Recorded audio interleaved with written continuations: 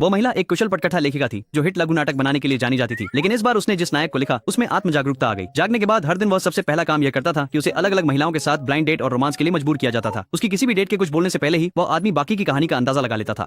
वह तो उनकी अगली चाल का भी पहले से अनुमान लगा लेता था। हुआ भी वही, जब वह कंपनी लौटा तो एक सफाई कर्मचारी हाथ में कॉफी का कप लिए उसकी ओर बढ़ी। वह जान गया था कि वह उसका ध्यान खींचने के लिए उस पर कॉफी गिराना चाहती है, इसलिए जैसे ही वह उसके पास से गुजरा उसने पहले ही उसके हाथ से कॉफी छीन ली। वह इस उबाऊ जिंदगी से तंग आ चुका था। वह किसी भी महिला को डेट नहीं करना चाहता था। उसी पल उस महिला को प्रोड्यूसर का शिकायत भरा फोन आया। जब उसने स्क्रिप्ट देखी तो उसे एहसास हुआ कि मेल लीड के जागरूक हो जाने के कारण उसने जबरदस्ती उसकी सारी स्क्रिप्ट बदल दी थी। अगले ही पल वह महिला गलती से अपनी ही स्क्रिप्ट की दुनिया में पहुंच गई और उसने उस आदमी को कंपनी से बाहर निकलते देखा। महिला ने उसे सबक सिखाने का फैसला किया, लेकिन आदमी ने सोचा कि वह कोई और महिला है जो उसकी बाहों में गिरना चाहती है। इसके बजाय महिला ने उछलकर उसके चेहरे पर थप्पड़ जड़ दिया। आदमी को गुस्सा आने के बजाय उसने घुटनों पर बैठकर उससे फिर से थप्पड़ मारने की भीख मांगी, क्योंकि उसका किरदार एक ऐसे अछूत सीईओ का था जिसे बचपन से किसी ने उकसाने की हिम्मत नहीं की थी। महिला ने कहा कि वह मान सकती है, लेकिन तभी जब वह जाकर प्यार करे और उसकी स्क्रिप्ट पूरी करने में मदद करे। ये सुनकर आदमी का दिल टूट गया। उसने कभी नहीं सोचा था कि महिला उसे जीवन भर स्क्रिप्ट का पालन करने के लिए मजबूर करेगी।